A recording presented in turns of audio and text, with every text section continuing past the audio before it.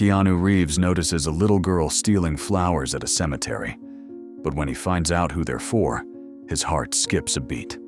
What he does next will change everything. Friends, let us know in the comments under what conditions you watch this video. In the background, while working, or during lunch. Also, don't forget to subscribe, because tomorrow another emotional story will be waiting for you. The morning fog drifted slowly between the well-kept lawns and tidy headstones of a cemetery on the outskirts of Los Angeles. It was one of those summer mornings when the sun had just begun to break through the haze, and the air still carried the chill of the night. Thin fingers of mist slipped between the rows of graves, embracing ornamental trees and lampposts that silently lined the narrow concrete paths. This place had its own rhythm, slow, peaceful, almost sacred. Occasionally, someone passed by with a coffee in hand or a bouquet of flowers, as if afraid to disturb the silence. It was in that gentle quiet, still filled with the distant song of birds and the rustle of leaves, that Keanu Reeves appeared. Dressed in dark jeans and a black leather jacket, he walked unhurriedly, holding a simple bouquet of wildflowers. His face was calm, but his gaze was focused. He was walking to his sister's grave, as he always did when he returned to Los Angeles. But this morning, something interrupted his routine. From afar, across a few rows, he noticed a figure. Small, quick, like a shadow. A child. A girl. Her movements were cautious, almost invisible, but purposeful.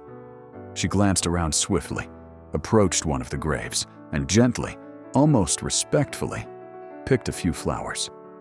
Keanu stopped. He didn't intervene, but something in his chest tightened. This wasn't simple theft. Even from a distance, her eyes reflected a mix of determination and shame. She didn't run, didn't laugh like a misbehaving kid. She moved like someone who had no other choice. He decided to follow her, not to scold or shame her. Something inside him, perhaps the grief he had carried for years, told him that this moment deserved attention. The girl walked a narrow path between the rows, clutching the stolen flowers tightly to her chest. Her backpack, old and torn at the side, hung off one shoulder. Her jacket, worn and clearly out of season, hung loosely on her small frame. She was very young, no more than 11. But age wasn't what struck him most. It was something in her posture, the way she walked, as if this path was painfully familiar. She stopped by a fresh grave. The headstone hadn't yet gathered dust. A temporary marker stood beside it, displaying a name, dates, and a brief inscription. Forever in her daughter's heart. The girl crouched and placed the flowers down. Then she pulled something crumpled from her backpack, a piece of paper, a drawing. Simple, childlike. A woman with long hair hugging a red-colored heart. She laid it beside the flowers, smoothing the edges so the wind wouldn't carry it away. Keanu stood a few steps behind, hiding behind a juniper bush. He didn't want to frighten her. He just watched. And he listened. The girl's voice, though barely above a whisper, cut through the silence. "Sorry, Mom, I stole them again. But these were the prettiest. You'll like them. I'll bring you real flowers someday, I promise. But for now, this is what I have. I remember you. I always will." No trembling in her voice, no crying, just calm. The calm of a child used to loss, and a belief so sincere, so powerful, that her mother could hear her words. Keanu swallowed the knot rising in his throat. His sister had died young. He remembered bringing her flowers, remembered standing in silence, speaking to the void. And now before him stood another heart, freshly wounded by the same kind of loss. The girl stayed a few more minutes at the grave. Then, collecting her backpack, she stood up. She wiped her face with her sleeve, as if brushing off dust, not tears. She turned and walked away the same path she had come, Keanu didn't rush. He watched the girl walk away from the grave, her backpack slung over one shoulder, and after gathering his thoughts, slowly started following her path. The walkway curved between rows of headstones framed by flowers and angel statues. A gentle breeze rustled the leaves, but inside Keanu, a storm was brewing. Something about this child made him stop. It was more than pity. It was a calling, like a single aching note from that old symphony of loss he'd carried in his heart for years. "Hi," he said softly, when there were only a few steps between them. The girl froze. She didn't retreat, but she didn't answer either. Her shoulders tightened slightly, like a creature used to being on alert. "I saw you there," he said, nodding toward the grave where just minutes earlier, the simple flowers and child's drawing had rested. That was a beautiful picture. She glanced at him from the corner of her eye, then quickly looked down the path behind her, as if measuring her chances to run, to escape, or deciding if it was safe to stay. Her lips quivered slightly. "I didn't do anything wrong," she whispered. "I don't think you did," Keanu replied gently. "Actually, I think what you did was very important." That made her stiffen even more. She looked at him suspiciously. Her face remained blank, but her large, dark eyes were locked onto him, watching, judging. "It was for your mom, wasn't it?" Keanu asked carefully. She was silent for a few seconds. Then, with a soft sigh, she nodded. "She loved flowers, but I don't have money to buy any. And without them, it just feels empty there." "So you—" Keanu didn't finish the sentence, leaving it open for her. "I take some from other graves, just a few. Only the ones that are already starting to wilt." She turned to him sharply. "I know it's wrong, but my mom would have wanted flowers. She wouldn't want me to come with empty hands." Keanu listened silently. Her voice, thin, almost a whisper, pierced right into his heart. There was no begging, no excuses, just truth and dignity. "Do you come here often?" he asked. "Every Saturday. And when I feel sad," she answered. "Sometimes every day. But mostly on weekends. There are fewer people then." Keanu sat on a bench nearby, trying to position himself so he wasn't towering over her. He didn't want to press. He wanted to be present. "You come alone?" he asked with gentle curiosity. "Who else would come with me?" She shrugged. "I do everything by myself. Been that way for a while." Those words felt far too grown up for someone her age, and it hit him. "What about your dad?" She shook her head. "Never had one. Mom said he disappeared before I was born. I don't know him. And I don't want to." "And your mom?" Keanu hesitated. "She passed recently?" For a moment, the silence thickened. The girl looked down, her fingers gripping the strap of her backpack. Then she quietly said, "Last month, a car hit her. We were crossing the street after school. She always held my hand. But that day, she let go. I saw everything." Her voice didn't break. She spoke like someone who had replayed those words hundreds of times in her head. But in her eyes, a glimmer. Not tears. Salt. "And now you live." Keanu searched for the right words. "Someone takes care of me," she said quickly. Too quickly. It was a defense. "Who takes care of you?" Keanu asked, offering a warm smile. "Grandma." She froze. "I didn't say that." Then she stopped herself, realizing she'd said too much. "I have to go." She turned abruptly, hugging her backpack to her chest, and walked away from him. Her steps were quick, nervous, almost a run. Keanu sighed. That conversation told him more than he expected, but not everything. And something inside him, some deep, familiar ache rooted in those he couldn't save, rose like a wave. He began walking after the girl, not fast, not forcefully, but with purpose, because he could feel it. Something was wrong. And this girl wasn't just grieving. She was a signal, a cry buried beneath the noise of everyday life. and if he walked away now, there might never be another chance to uncover the truth and offer help. Keanu followed behind Rosa, keeping his distance like a shadow. She moved quickly, confidently. It was clear she knew the route by heart. Streets shifted one after the other until the girl turned toward an older neighborhood, the kind where houses stood close together and parking signs had long faded under the sun. She stopped in front of a tired-looking bungalow, worn down like someone after a sleepless night. Faded white paint peeled from the walls, the wooden steps cracked, and a rusted screen door creaked even in the wind. Rosa pulled out a key, glanced around, and quickly unlocked the door. Then she slipped inside, like someone who no longer expects warmth behind the door, but still clings to routine. Keanu waited. He gave it a few minutes. Then, slowly, like someone who didn't want to intrude, he walked up to a window where the glass was clouded with dust. He peered in. What he saw made his chest tighten. The room was dim.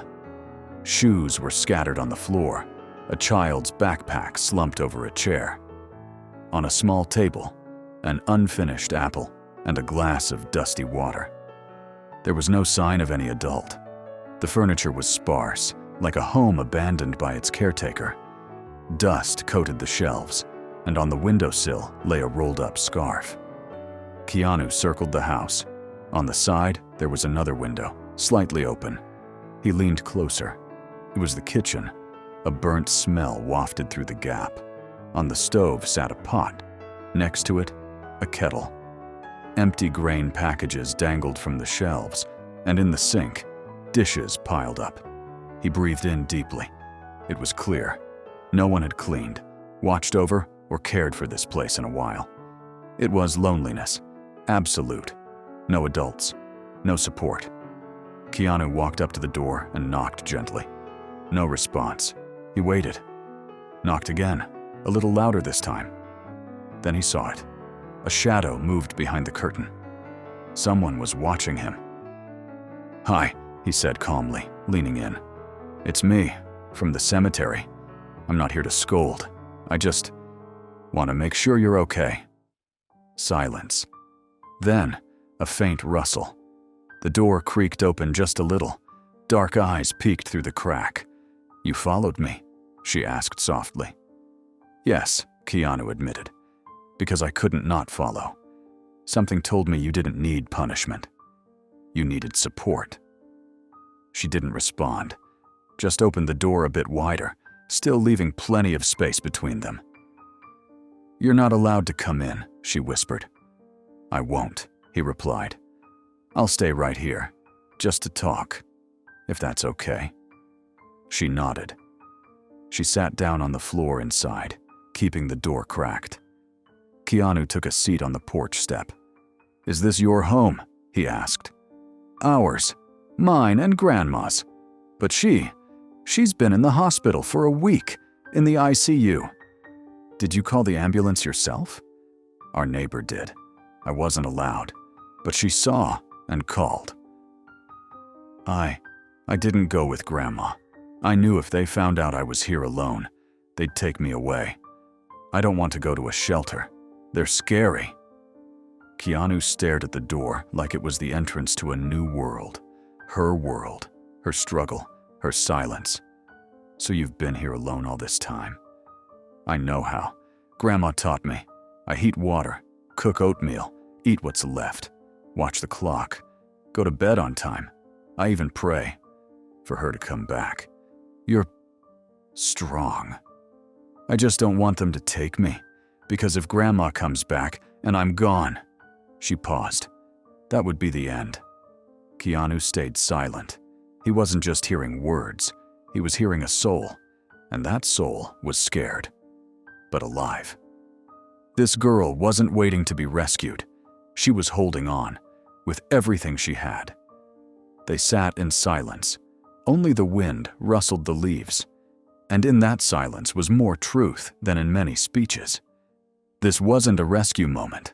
This was a moment of understanding, and Keanu knew the time wasn't right yet, but he was here. beside her, and he wasn't going anywhere. Morning light slipped through the old curtains, fluttering with the breeze, as the door, after a long pause, finally creaked open a bit wider. Keanu didn't move. He simply waited. Her eyes appeared again from the other side. "You really won't tell anyone?" she asked. "No one," he said gently. "I'm not here to betray you. I just want to be near, if you'll let me." Rosa was quiet. She glanced into the shadows of her home, into the world she kept hidden from everyone. Then, in a small but meaningful gesture, she stepped back. "You can come in, but just for a little while." Keanu entered like a shadow. He closed the door softly behind him, gave a grateful nod, and took off his shoes. The hallway carried the scent of childhood clinging to the edges of warmth. The house held its breath. Now inside, everything was clearer. Rosa's real world, loneliness in every corner, but also traces of care. The bed was made. Drawings decorated the fridge.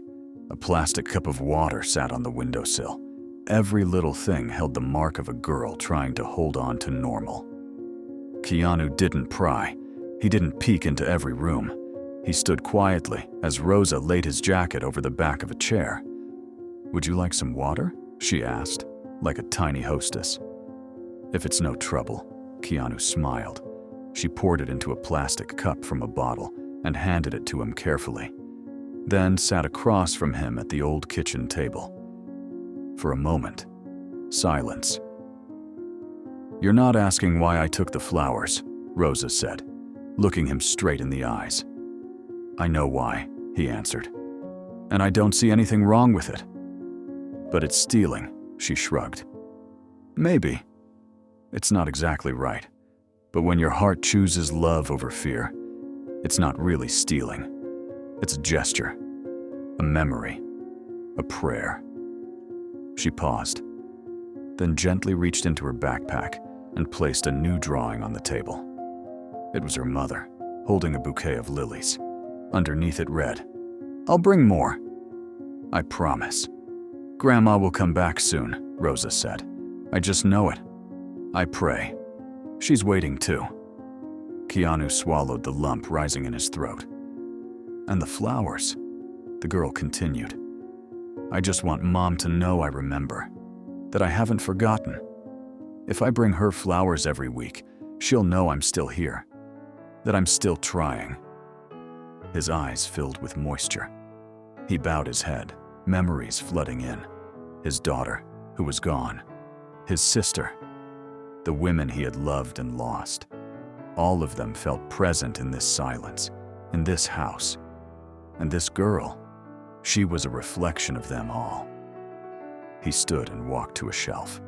There were a few old photos, and one, Rosa and her grandmother. The smiles were real. The eyes, happy. "I'm not asking for help," Rosa said quietly behind him.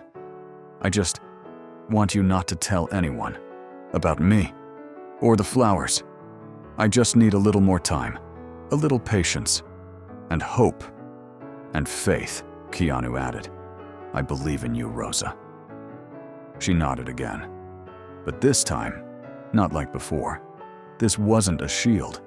It was trust. He didn't rush. He stayed nearby, a quiet presence. He understood. Any action had to be gentle. He had no right to intervene roughly. This story couldn't be rewritten. It had to be finished, softly, with respect. And he made his choice, not just to help, but to restore her dignity. Without pressure, without fanfare, just to be there. And that would be the first step.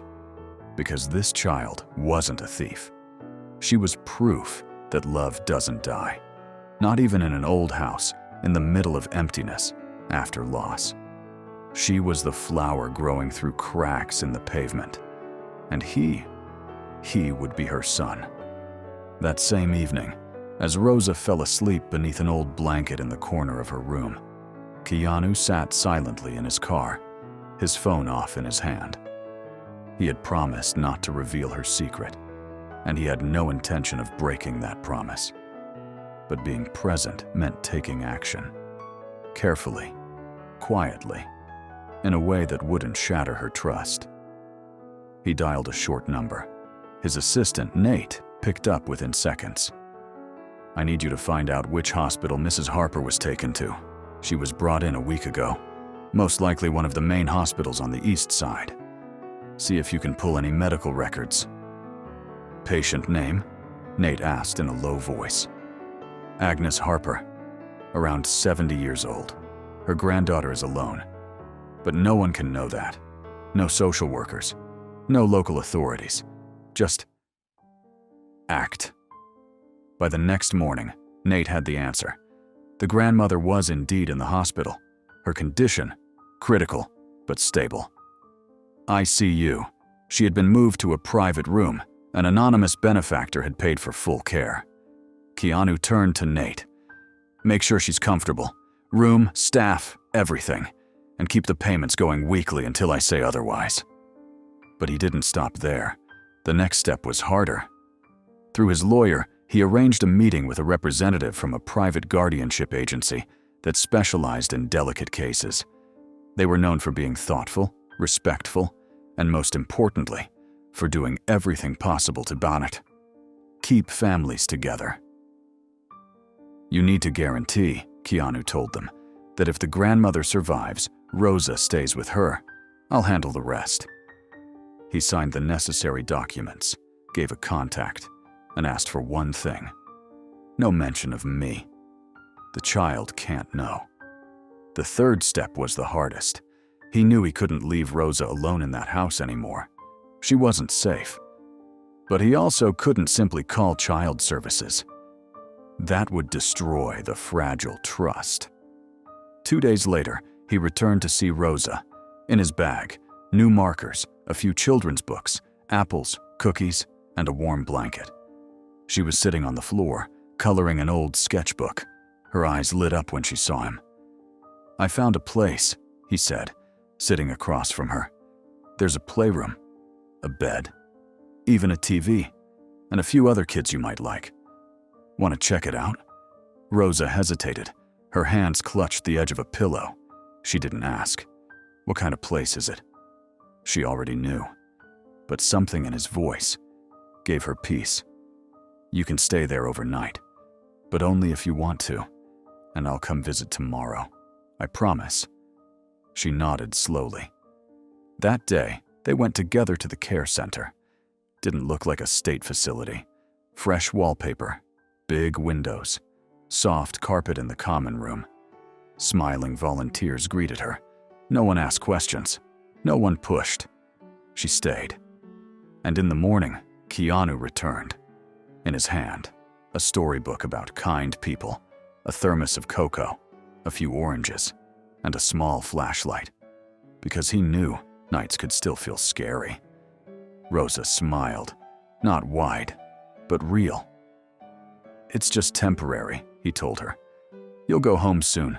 I'm working on it." She nodded. Her fingers played with a button on her sweater. Another week passed. Keanu came every day, not as a hero, as a presence. He brought paper, pens, pastries, even an old doll he found in his garage. She didn't ask if she could keep it. She just kept it close. One evening, as they sat by the window, Rosa suddenly said, "Can I do something for you too? Maybe a drawing?" Keanu smiled, surprised.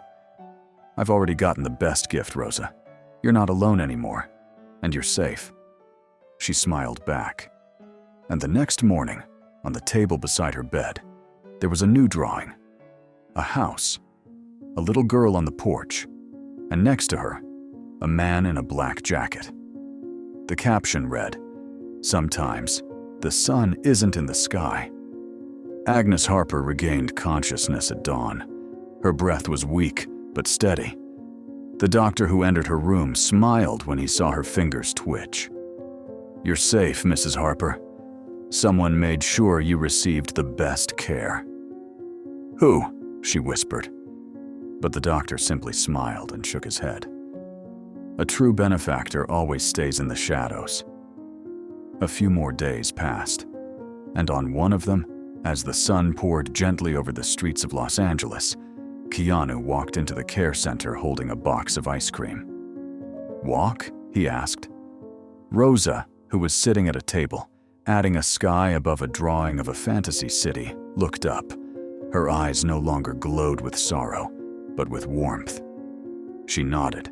They walked side by side, at first in silence, enjoying the ice cream.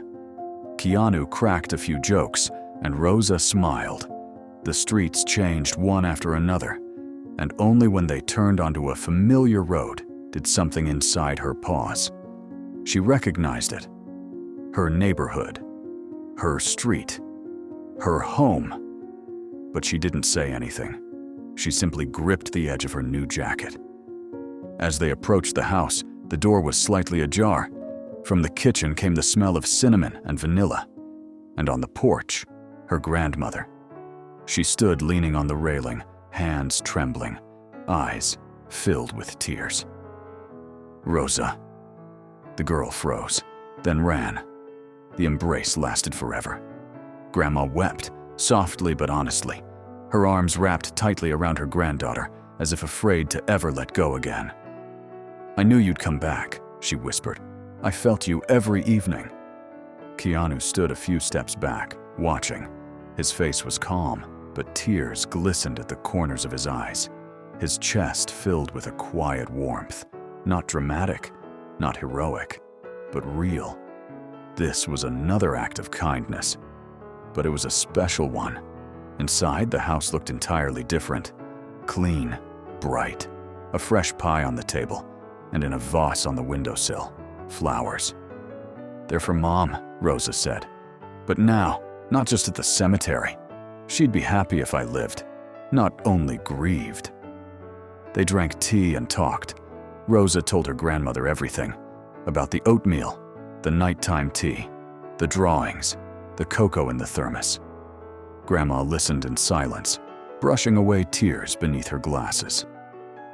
"I know," Rosa said softly, "that flowers grow even through cracks in the pavement. I'm like one of those flowers."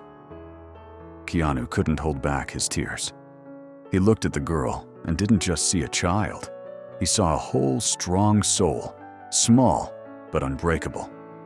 A few days later, they stood once more at the cemetery, the same grave, but now clean, with a new cross and fresh lilies.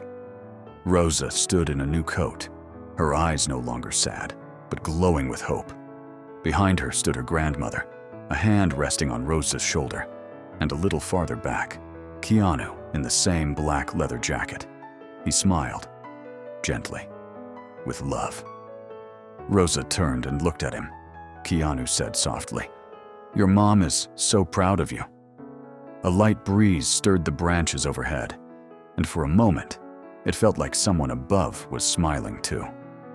Friends, this story is a reminder. The world can feel loud, harsh, and indifferent. But as long as there are people who notice the pain of others, there is hope. In this story, Keanu Reeves isn't just an actor. He's a symbol of how awareness, empathy, and the willingness to simply be there can change someone's life. Not with noise, not with glory, but quietly, like a sunbeam breaking through the clouds. To do good, you don't need millions. You don't need fame. You just need a heart that refuses to walk past. One thoughtful glance, one conversation, one day of presence. Kindness is not weakness. It's strength that changes lives. It returns to us, often when we least expect it. Rosa is just one of thousands. But because someone chose not to turn away, her life will never be the same. And if each of us stops just once to reach out a hand, the world becomes a little softer, a little warmer, a little better. Because we all have the power to be someone's Keanu, even if that's not our name.